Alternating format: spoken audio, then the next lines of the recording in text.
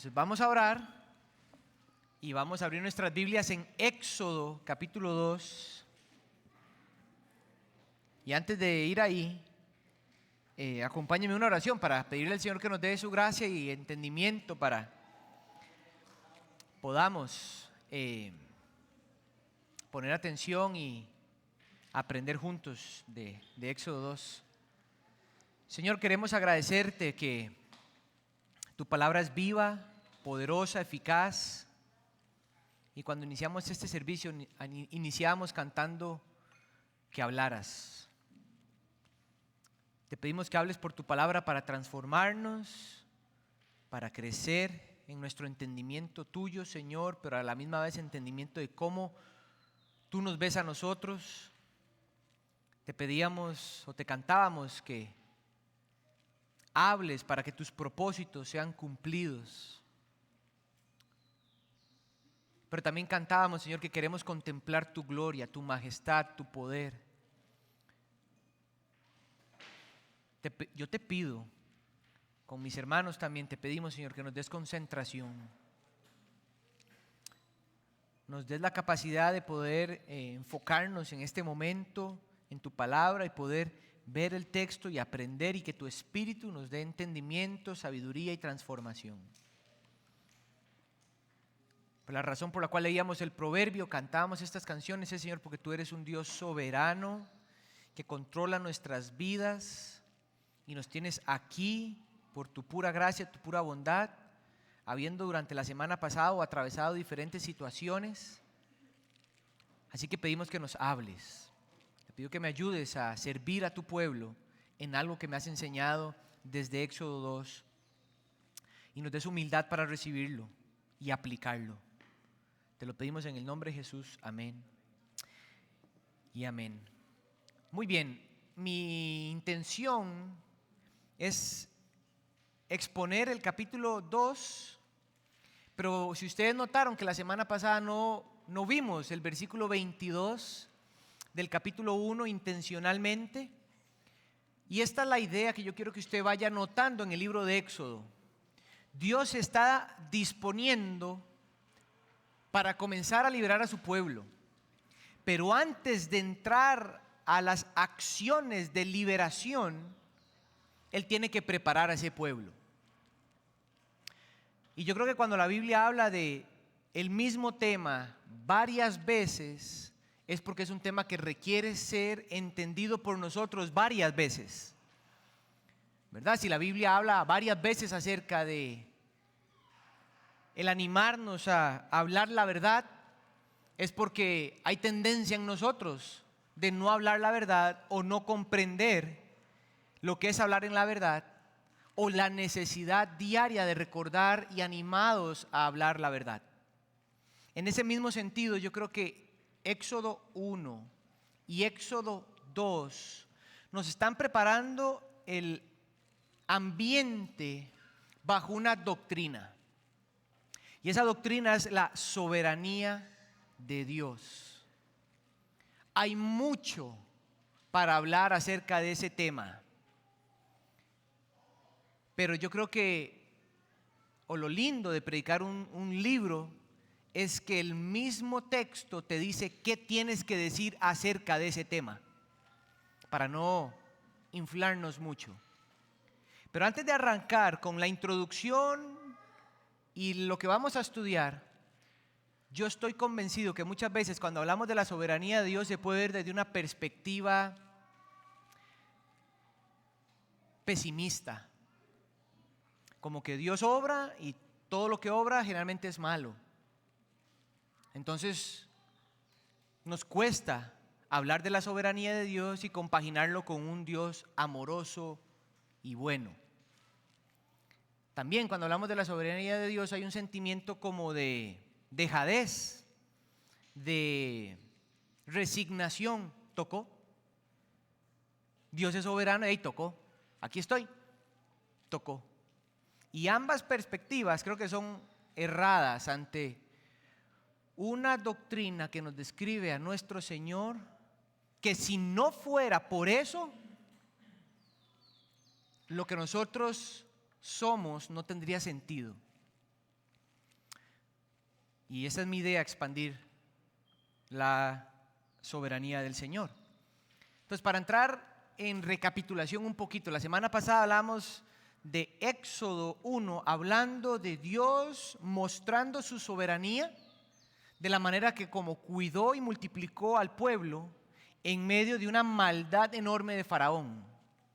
La semana pasada definíamos la soberanía en estos términos: es el gobierno soberano de nuestro Dios.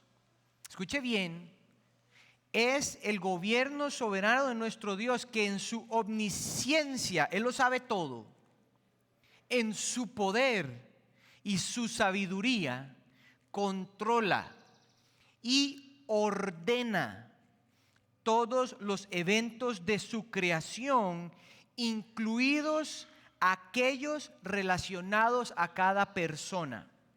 Y hace eso para garantizar que sus propósitos sean llevados a cabo.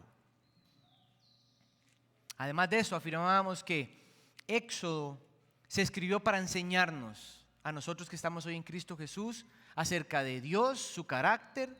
Nosotros, eso lo concluíamos a partir de 1 Corintios 10, versículo 11, que Pablo dice que lo que se escribió anteriormente se escribió para nuestra enseñanza.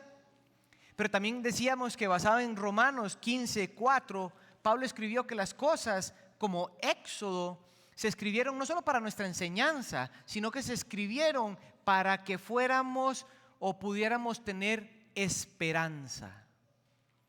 Con eso entonces podemos decir que Éxodo nos enseñará y a la misma vez nos dará esperanza. Y yo creo que nuestros textos hoy nos van a enseñar y dar esperanza a continuar creciendo en lo que es la soberanía de Dios. Vamos a leer los versos y lo que nos va a describir es una situación horrible, como un infanticidio orquestado por Faraón como la última obra de opresión para ver si acaso así el pueblo de Israel es exterminado completamente.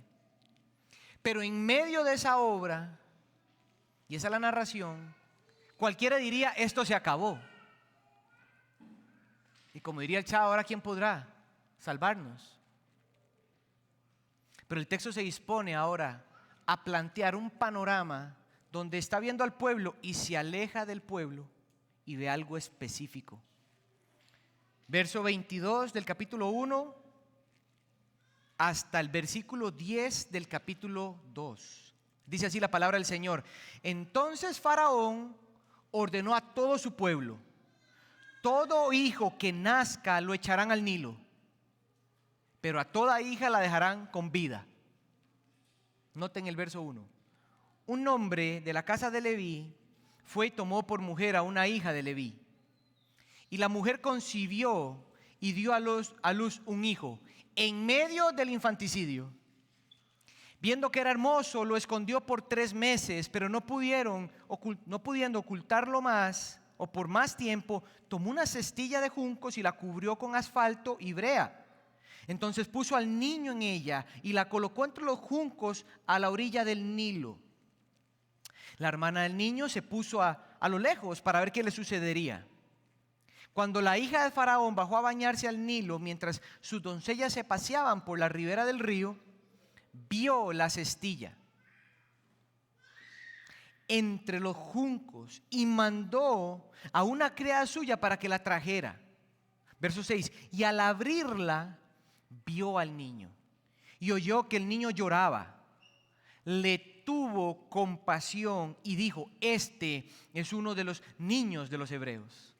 Entonces la hermana del niño le dijo a la hija de Faraón: ¿quiere que vaya y llame a una nodriza de las hebreas para que críe al niño? Sí, ve, le dijo la hija de Faraón. La muchacha fue y llamó a la madre del niño.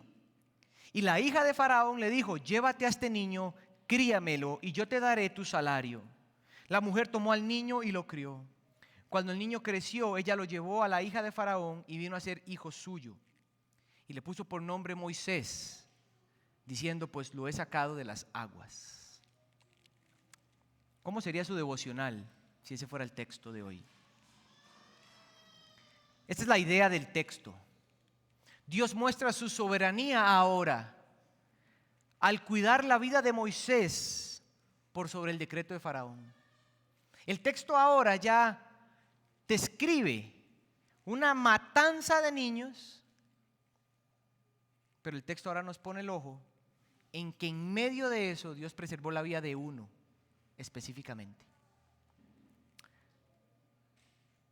Para entender esta idea de que Dios muestra su soberanía cuidando la vida de Moisés por medio del decreto de Faraón, vamos a ver tres ideas. Son dos realmente. La tercera está sometida a una. Son dos maneras en cómo el texto nos dice que Dios soberanamente cuidó de Moisés. El primero es este: Dios cuidó soberanamente de Moisés por medio de sus padres. En los versículos 2 al 4 del capítulo 2 y el versículo 22 juntos nos están indicando esa última obra de Faraón opresiva para lograr exterminar al pueblo de Israel de una vez por todas. Pero mientras eso está sucediendo, el texto nos hace ver que Dios muestra cómo determina el nacimiento de un bebé en medio de esas circunstancias. Y mientras Él permite que los papás de Moisés se conozcan y tengan a un niño, Dios protege a ese niño, porque ese niño ha de ser el instrumento de los planes redentores de Dios para el pueblo de Israel. Eso nos hace eco. ¿Qué tal si podemos cerrar la puerta? ¿Os estorba mucho o no? Es que a veces siento como que la gente hace como así, como los martillazos hacen como así. Entonces, no quiero que se me ahoguen del calor, pero tampoco quiero que perdamos la concentración. Creo que se puede minimizar un poquitito. Gracias, César. Te agradezco mucho. Póngame atención. El texto nos dice que Dios preservó la vida de un niño en medio de la matanza de múltiples niños. Y ese niño fue preservado porque ese niño tenía un propósito. Cuando usted piensa en eso, es de ánimo entender que hay un eco que miles de años después de que Éxodo 2 se escribiera, sucedió un evento similar donde un rey se sintió amenazado por el nacimiento de un niño. Y ese rey, movido por el miedo, mandó a matar a todos los niños menores de 2 años de la ciudad de Judea. Pero ese bebé que Herodes estaba tratando de matar no era cualquier bebé. Era el libertador del pueblo de Dios. Era el cordero que quitaría el pecado del mundo. Era Cristo Jesús. Y en Éxodo 2, como en Mateo y en Lucas, que nos describe el nacimiento de Jesús, podemos entender cómo el Señor en ambos eventos soberanamente cuidó a ambos niños por sus papás. Pero es innegable que cuando Moisés está escribiendo, él no tiene en su mente a Jesús. Él tiene en su mente qué es lo que está pasando y cómo Dios está soberanamente preservando la vida de un niño en medio de una matanza. Pero el autor supremo, que es el Espíritu Santo, sí tenía en la mente que Cristo Jesús sería guardado igualmente por sus papás. Ahora, iglesia, Éxodo 2 es horrible.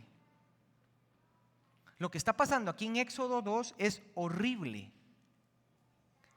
Familias perdiendo a sus hijos.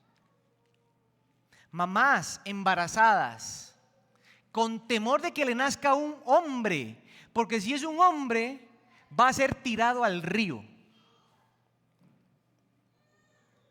Esta escena es devastadora. O sea, usted no puede leer Éxodo 2 y simplemente decir, está matando un montón de niños, sigamos adelante, ¿eso qué tiene que ver conmigo? No, eso es que nunca tiene que ver con usted, que tiene que ver Dios en medio de una matanza de niños. Póngase a pensar, no se nos dice cuántos niños fueron asesinados. No importa la cantidad, el hecho es que tanto en el tiempo de Cristo como en el hecho de Moisés hubo horripilantes acciones del pecado malvado de Faraón como el pecado del rey Herodes. Pero Dios aún en medio de eso, Él actúa. Dios aún en medio de los momentos más difíciles o en los momentos menos difíciles, iglesia, Él es fiel. Él controla las cosas en su mano poderosa y Él actúa y actuará en medio de esas situaciones como esta para que traigan gloria a su nombre. Déjeme darle 2 ejemplos. Tal vez usted recuerda cuando los amigos de Daniel, que generalmente la gente, nadie se acuerda cómo se llaman los amigos de Daniel, fueron enviados o echados al horno de fuego porque el rey Nabucodonosor se le ocurrió que iba a construir una estatua para que todo el mundo se inclinara a ella y la adorara. En esa escena, Sadrach, Mesach y Abednego se negaron a doblar sus rodillas a la estatua. Entonces Nabucodonosor los mandó al horno de fuego. Capítulo 3 de Daniel. Pero déjenme rescatar algunos versos que describen lo que está pasando ahí para hacernos conscientes de cómo Dios actúa soberanamente en medio de situaciones difíciles. Dicen Sadrach, Mesach y Abednego al rey más poderoso del mundo en ese momento, que pareciera que en sus manos tiene la vida de estos hombres. Ellos le dicen esto. Versículo 17 del capítulo 3. Oiga, póngame atención. Ciertamente nuestro Dios, a quien servimos, puede librarnos del horno de fuego ardiente, y de su mano, oh rey, nos librará. Pero si no lo hace, esta gente entendía lo que Dios era capaz de hacer. Pero si no lo hace, sepa, rey, que no serviremos a sus dioses ni los adoraremos. Oigan la concepción de estos hombres. Nuestro Dios es tan poderoso, rey, que no se compara a usted. Él nos puede librar, no solo del horno, de su mano. Pero si Él no lo hace, aún así, no cambia nada. Nosotros no nos vamos a obligar a usted. Esta gente tiene una concepción de Dios. El rey es movido a ira. Échele más carbón a esa vaina. Préndale fuego para que queme. Dice que se acercaban las manos y las manos hasta que quemaba. Y los echan. En medio de ponerlos ahí, el rey está viendo y comienza y le dicen, rey, pero es que estos hombres no se queman. La barba no se le prende fuego. Estos hombres se pasean en el horno y mandamos 3, pero resulta que hay 4 ahí adentro. El rey se acerca. Verso 25 y dice, veo a 4 hombres sueltos que se pasean en medio del fuego ardiente.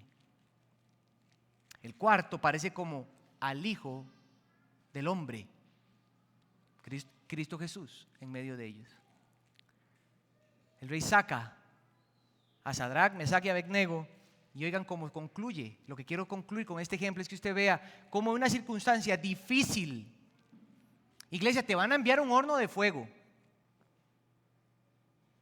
Y estos maes consideran su convicción delante de un Dios que es soberano en medio de, y ellos confían. La soberanía de Dios para ellos era confianza.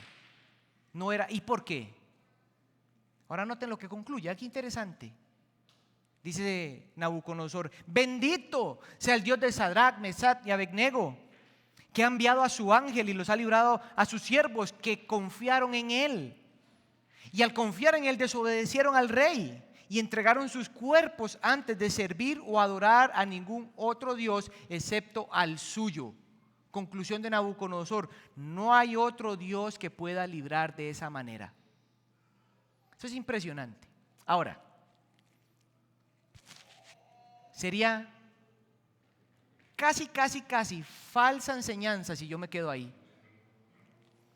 Porque sería casi decirles a ustedes que todo va a salir bien. Y no. no todo va a salir bien. Un mismo ejemplo de Dios trayendo gloria, expandiendo su gloria y haciendo a su iglesia reconocer su poder, es cuando este mismo Dios, activo y presente, que acaba de enseñarle a Nabucodonosor que Él no es el Dios del universo, que es el Señor, Dios Todopoderoso, ese mismo Dios fue el Dios que no libró a Esteban cuando lo mataron. Es el mismo Dios que no permitió que Cristo muriera en una cruz. Es el mismo Dios que no ha permitido salvar a montones de mártires hasta ahorita.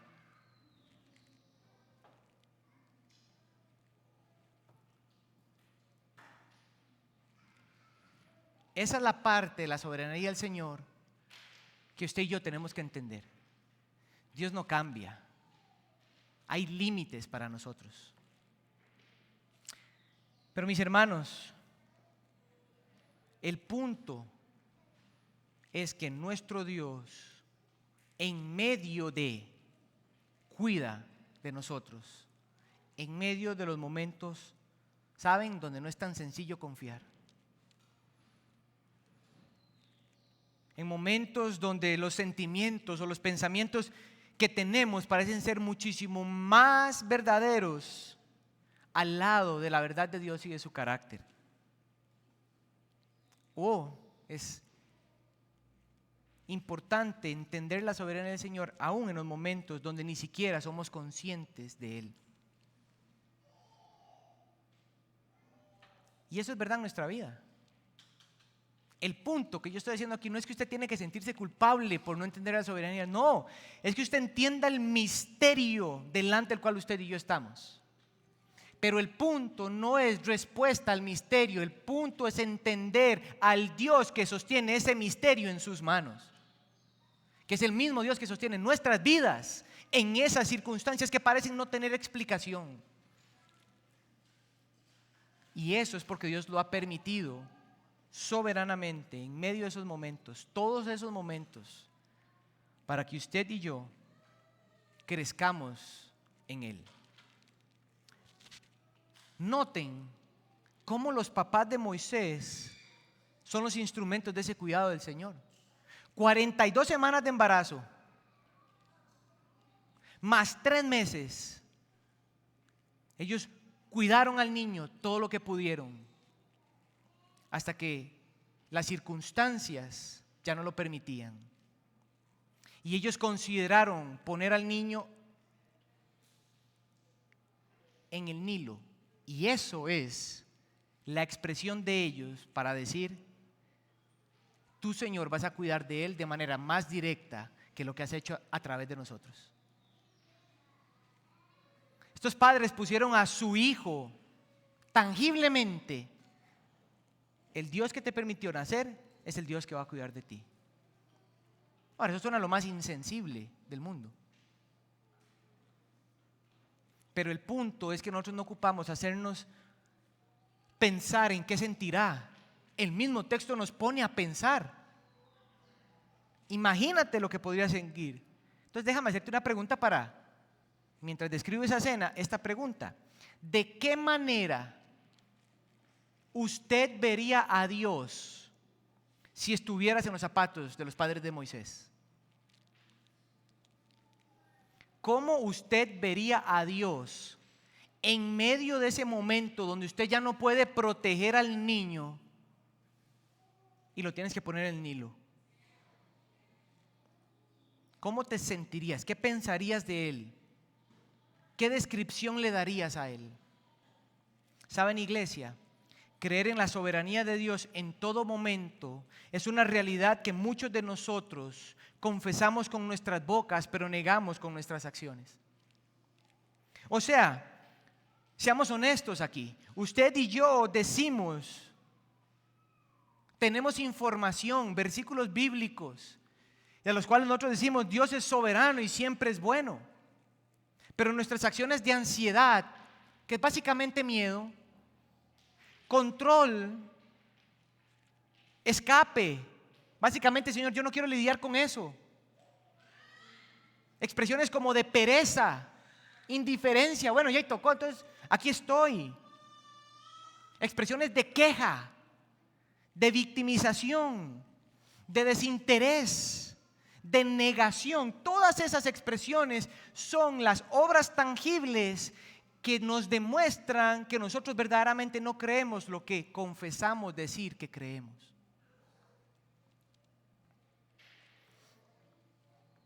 Y hasta hoy, Dios ha querido entrar a nuestros corazones para seguir preguntándonos a nosotros: ¿cómo me entiendes en mi soberanía en cada una de tus situaciones diariamente?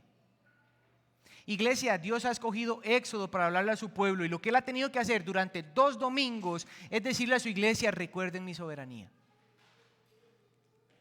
Y la semana pasada lo dejaba con el ejemplo de las parteras. Hoy es los papás de Moisés.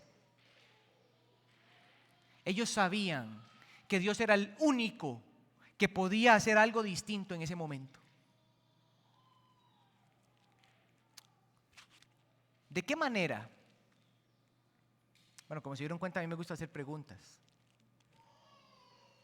Porque la forma cuando usted maquina la pregunta y usted responde, ese es el entendimiento que usted tiene. ¿De qué manera esta narración acerca de la soberanía de Dios cuidando a Moisés por medio de los padres habla tu vida? ¿Qué te dice? ¿Cómo puedes verla y confiar? Estos primeros versos de la narración nos demuestran el cuidado de Dios para Moisés. No solo lo cuidó aquí, Dios cuidó a Moisés y determinó que ponerlo en el Nilo es el camino que Dios escogió para Moisés. Dios sabía desde la fundación del mundo que iban a perseguir a los niños. Él sabía que Moisés iba a nacer y Dios iba a mover todo para que terminara en el Nilo. Dios orquestó todo para que Moisés llegara al Nilo, pero el Nilo no fuera su fin. Fueran los brazos de la hija de Faraón. Y los brazos de la hija de Faraón significaría colocar al niño en el lugar más seguro del momento, que era el palacio de Faraón, para que cuando Dios llamara a ese niño destruyera a la nación más poderosa que había en ese momento y sacara a su pueblo.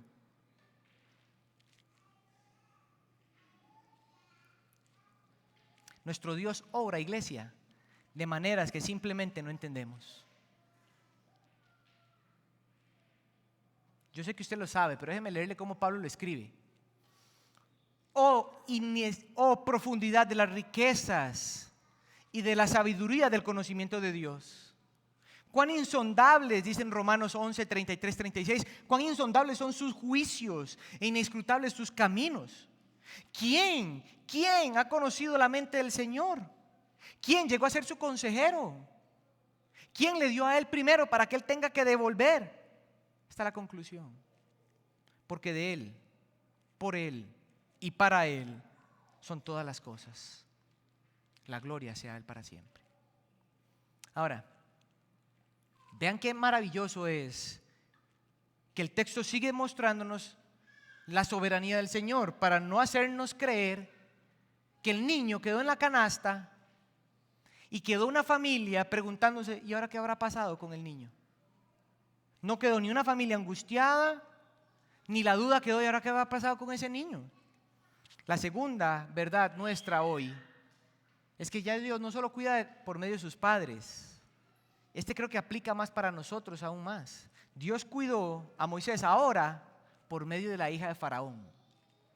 Y la forma como lo hace, hay 3 cosas que suceden aquí de que nos explican cómo Dios cuidó de él soberanamente. Pero antes de entrar ahí, es algo un poco repetitivo, pero quiero reforzarlo para la reflexión. Yo creo que una de las cosas que muchas veces a usted y a mí nos cuesta en nuestra vida es la soberanía de Dios.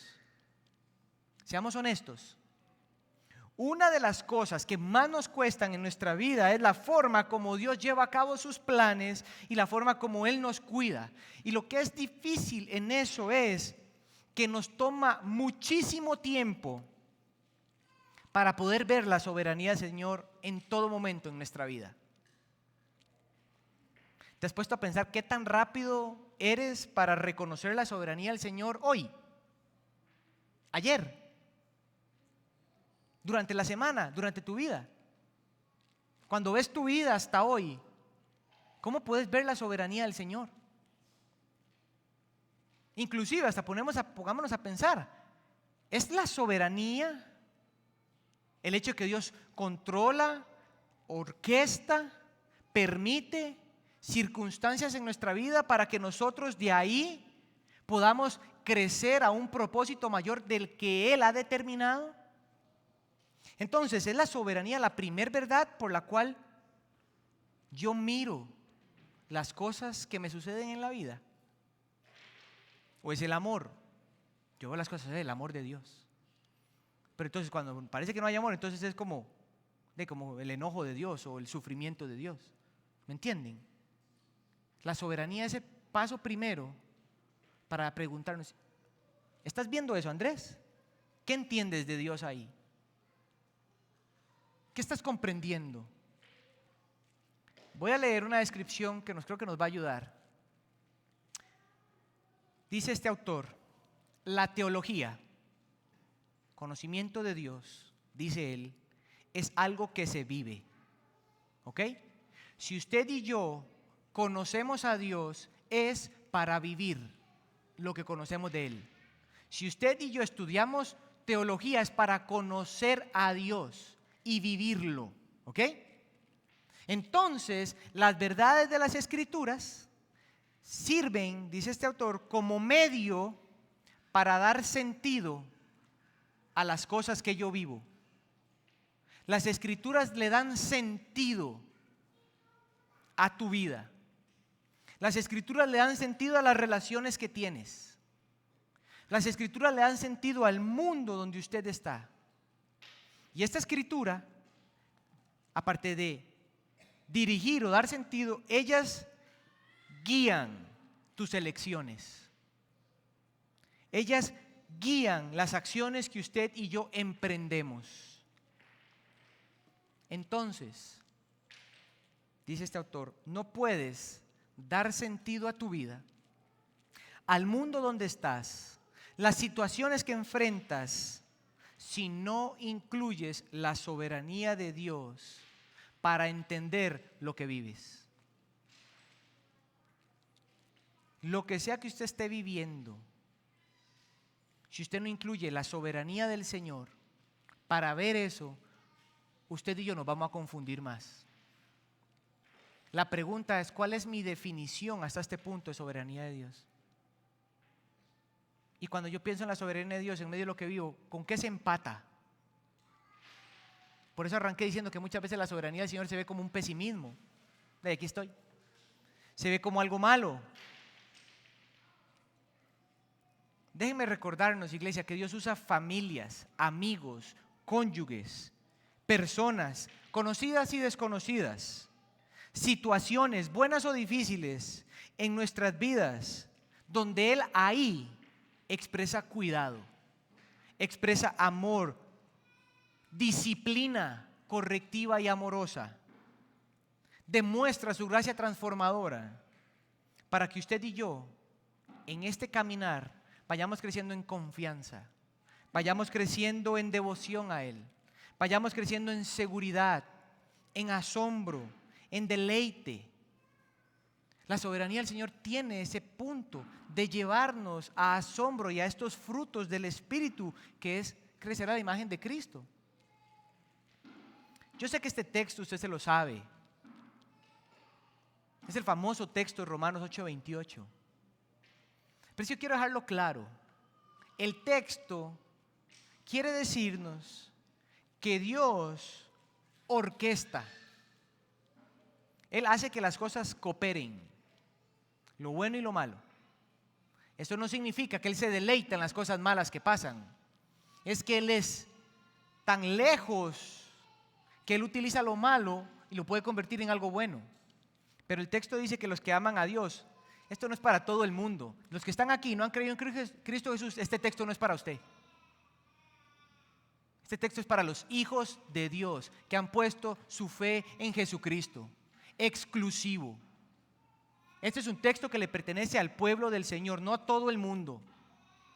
Y ese texto dice que Dios a sus hijos, sabiendo lo que viven, sabiendo lo que sienten, sabiendo hasta dónde han llegado, Él hace que las cosas cooperen, tengan algo que solo Él entiende y es para un propósito. Y el texto dice que el propósito es conformarnos a la imagen de su Hijo. Todo lo que a usted y a mí nos pasa es cooperado para que el Señor nos haga crecer en semejanza a Jesús. Y si usted cree que es exclusivo de santidad, como que Dios orquesta esto para que yo me aparte del pecado, puede ser. Pero la única forma que usted y yo nos apartemos del pecado es amándolo más a Él, deseándolo más a Él. Entonces esa situación Él la permite no para que yo deje de pecar, es para que yo lo ame a Él, y el fruto es dejar de pecar, por ejemplo. Todo lo coopera el Señor. La pregunta entonces es, ¿cómo lo hizo con Moisés y la hija de Faraón? ¿Qué fue lo que hizo el Señor? Aquí está el primero. Cuando Dios permite que la hija de Faraón lo vea en el Nilo y le tenga compasión. Dice el texto que los papás pusieron a Moisés en el Nilo. O sea, no, generalmente uno cree que lo tiraron en el río. No, ellos llegaron y lo pusieron en el junco, como que lo escondieron. No fue que la corriente se llevó al Huila ahí. No, ellos agarraron al niño, lo pusieron en una cesta, en una caja, como una caja de zapatos, a un ser humano, lo ponen en el junco y dejan que Dios haga lo que solo Él puede hacer. ¿Y qué es lo que el Señor hace? La hija de Faraón bajó al Nilo a bañarse como todos los días. Y mientras sus doncellas se paseaban por el Nilo bañándose, el río que estaban matando a huilas, ellas estaban bañando ahí. Y la hija de Faraón vio la caja. Y le dice, tráigala. Y a donde la trae, dice el verso 6, la abre. Ella vio al niño. El niño estaba llorando. Y dice que le tuvo compasión. Eso es impresionante. Mis hermanos, ese es el punto inicial de esto. Dios maneja los tiempos. Dios hace que los tiempos se junten.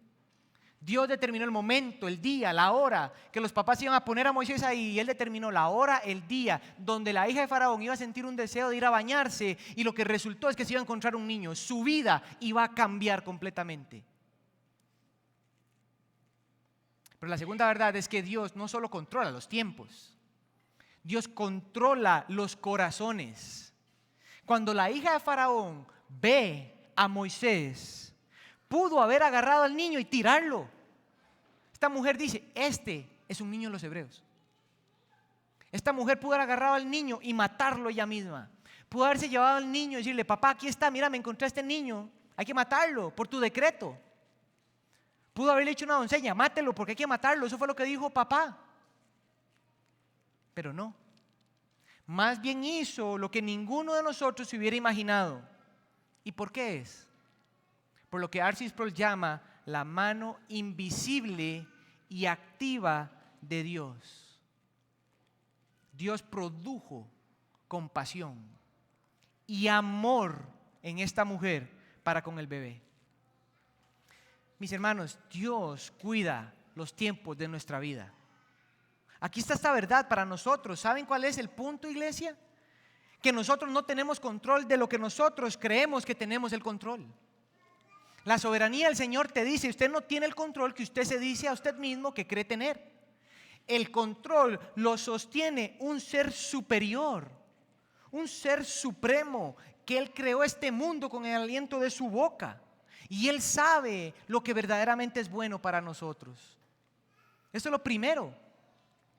Pero hay una segunda expresión del cuidado soberano de Dios para con Moisés por medio de la hija de Faraón. Ya no solo es que lo encuentre en el Nilo y le tenga compasión, determinando en los tiempos y moviendo los corazones.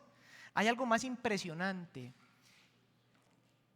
Es cuando lo pone de vuelta en las manos de su mamá para que lo críe. Vean el verso 7. La hija de Faraón se encuentra al niño, se conmueve. Y la hermana del niño se acerca y le dice a la hija de Faraón: quiere que vaya y llame a una nodriza para que le críe al niño. Vean la respuesta: sí, vaya. La niña fue, trajo a la mamá, la hija de Faraón no sabía que era la mamá, le trajo a la mamá lo terminó criando y le pagaron por eso. Mis hermanos, vean aquí el amor y el cuidado y la gracia de Dios para con Moisés. Usted puede imaginarse que la hija de Faraón, al ver a la hermana de Moisés, puede decir: ¿y usted quién es? ¿Qué está haciendo aquí? ¿Usted cómo conoce a este niño?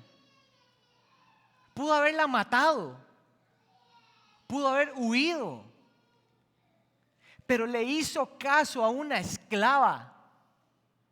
La hija del rey que estaba matando a los niños le hizo caso a esta niña y mandó a traer a la mamá sin saber que era la mamá. ¿Usted se imagina cómo se pudo haber sentido la mamá de Moisés?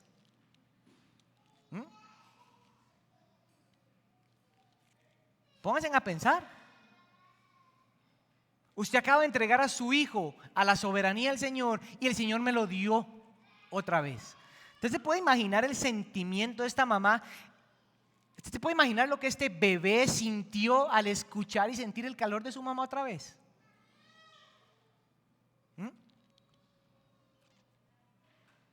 Esto es maravilloso, esto es conmovedor. Esta soberanía del Señor es tangiblemente amorosa.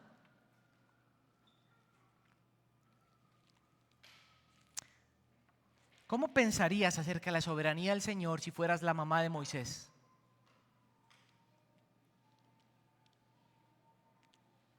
Y si puedes relacionar esta historia, este momento de la vida, ¿cómo esto te ayuda a crecer en confianza en vez de duda? ¿Cómo te ayuda a poner los ojos en Cristo en esos momentos donde lo primero que hacemos es preguntarnos por qué sucede lo que sucede? Cuando yo leo esto, yo crezco en admiración, en seguridad y confianza. No porque vaya a pasar lo mismo, es por quien es el que permite que pase eso. Muchas veces la soberanía en nuestras vidas la podemos ver mucho tiempo después. Y es porque somos limitados y somos dependientes, y está bien.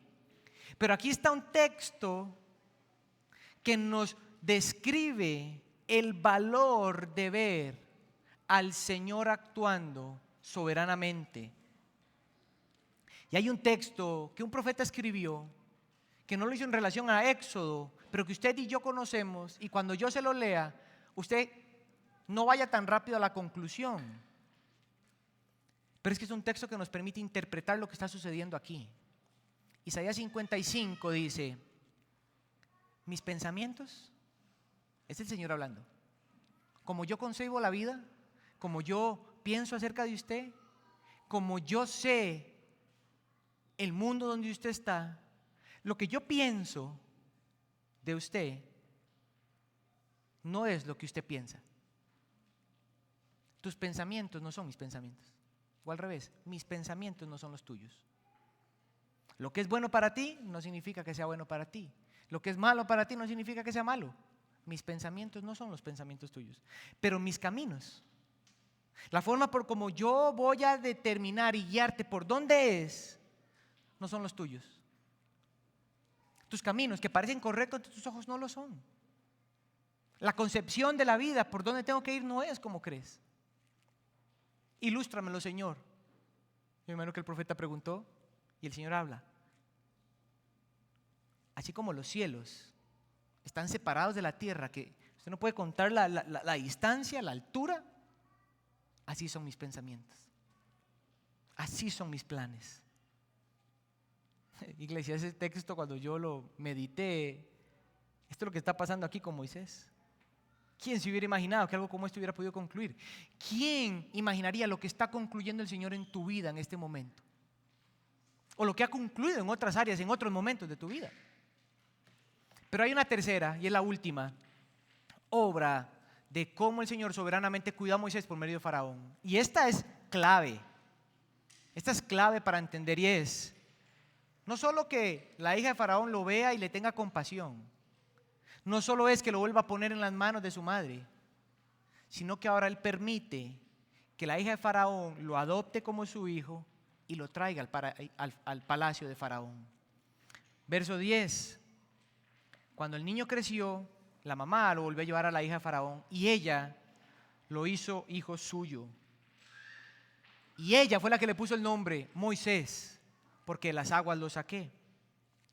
Cuando llega el tiempo, la mamá de Moisés sabía que su hijo tenía un llamado distinto de parte de Dios y que tal vez ella misma no entendía. Cuando llegó el momento, ella aplicaría otra vez la soberanía del Señor, pero ya no dejándolo en el junco. Ahora era distinto. Ahora ella sabía que su hijo tenía un propósito distinto y tenía que devolverlo. El mismo ejercicio de confianza en el mismo Dios era ahora de una manera distinta. Pero la soberanía del Señor era lo que movía a la mamá. Esta mamá entregó a su hijo sabiendo que su Dios soberano lo amaba más que ella. Ella sabía que Él cuidaría de este niño mejor que ella misma. Y fue y se lo entregó a la hija de Faraón. De 3 meses a casi 2 años. Usted es la mamá o el papá del chiquito. ¿Usted cree que usted no va a sentir nada? ¿Usted cree que le va a devolver a su hijo a un extraño? Hay que tener una idea de la soberanía de Dios a este punto, que me permita entender el carácter de Él para yo hacer lo que tengo que hacer. Y ella fue, le entregó al niño y le dio a la hija de Faraón, y la Faraón lo hizo suyo. Hechos 7:22 dice que Moisés fue instruido en toda sabiduría a los egipcios. Este hombre fue poderoso en palabras y en hechos, dice Hechos 22. Esta es la conclusión en medio de: Dios utilizó el Nilo que el faraón estaba utilizando para extinguir a los israelitas. Dios lo usó para preservar al niño que él había escogido desde antes para ser instrumento de liberar a su pueblo de la esclavitud. Y soberanamente Dios orquestó todo para que terminara en los brazos de la hija de Faraón. ¿Saben qué es el punto, iglesia? Solo un Dios ilimitado en sabiduría y poder podría obrar algo así, o podría idear algo como esto. Esto es como una... No voy a exponernos, pero sé que nos gustan las series a muchos de nosotros. Y así que levantar la mano a quien le gusta la serie, pero yo se lo dejo a su corazón. Pero aquí estamos en una serie completa que tiene temporadas. Y esta primera temporada tiene nada más 3 capítulos. Y ya nos estamos acercando casi que al final de la temporada. Entonces yo lo animo a que usted lea lo que viene después. Pero voy a concluir entonces diciendo que la soberanía del Señor al cuidar a Moisés nos ayuda. Éxodo 2 se vuelve un texto bíblico para usted y para mí, para interpretar el mundo a partir de cómo Dios quiere que lo interpretemos. Y eso es viendo su soberanía. Pero también nos ayuda a reconocer que la respuesta más tangible ante la soberanía del Señor, ¿saben cuál es, iglesia? Es la rendición. La rendición es entregarle a Él todo lo que somos y todo lo que tenemos a Él. Es soltar, es entregar. Es como cuando usted y yo nos decimos: bueno, Señor, ya voy a soltar. Usted y yo nunca tuvimos nada en la mano. El corazón nos hacía creer que lo teníamos en la mano, pero nunca lo tiene. ¿Por qué? Porque usted y yo no controlamos nada. En este punto, la soberanía del Señor nos dice: ¿saben qué es lo mejor? Ríndete, sométete. ¿A partir de qué? De tu carácter amoroso. de tu carácter cuidador. Tu soberanía, tus planes son mejores que los míos, tus caminos son mejores que los míos. Tus obras son santas, perfectas. Señor, me rindo. Esa es la segunda. Pero también la soberanía del Señor tiene tope para nosotros. Es un misterio, iglesia. Hay cosas que no nos van a ser explicadas, ni tienen por qué ser explicadas. Esas cosas, esos misterios le pertenecen a Él. Pero la Escritura, Éxodo 1 y Éxodo 2 hasta hoy nos dicen, aquí hay dos textos como para que interpretes la soberanía de Dios en tu vida. Esas reveladas son las que nos pertenecen a nosotros. Dice Deuteronomio 29:29. Dios soberanamente cuida a sus hijos. Yo quiero que salgamos hoy de aquí. Y voy a concluir con una frase de un libro que ha cautivado mi mente y mi corazón acerca de este tema. Pero antes de llegar ahí, déjeme preparar el escenario un poco. Dios cuida de sus hijos. Él cuida de nosotros de maneras distintas, iglesia. Pero al final, Él nos unió como su iglesia. Para que así como Él cuida de cada uno de nosotros individual, nosotros nos juntemos y juntos nos hablemos la verdad en amor, nos aconsejemos, nos instruyamos, nos ayudemos unos a otros a reconocer lo que Dios está haciendo en nuestras vidas para peregrinar con fe en un mundo que no es nuestro hogar al final. O sea, la soberanía del Señor muchas veces no se entiende solo, se entiende en comunidad. Es un llamado a reconocer el caminar en nuestras vidas de parte del Señor. Y quiero cerrar con esto, noten esto. Mientras voy describiéndolo, piensa o escucha mis palabras. La verdad de la soberanía de Dios te conduce siempre a Jesús. Dios ejercitó su gobierno soberano para escribir la historia más maravillosa que se ha escrito jamás. Él orquestó cada situación, Él orquestó cada lugar, Él orquestó cada persona, Él orquestó cada familia que fue necesaria para que la historia humana se encaminara a la venida de Jesús. Él decretó los pactos entre los patriarcas. Él decretó la liberación de su pueblo de su esclavitud.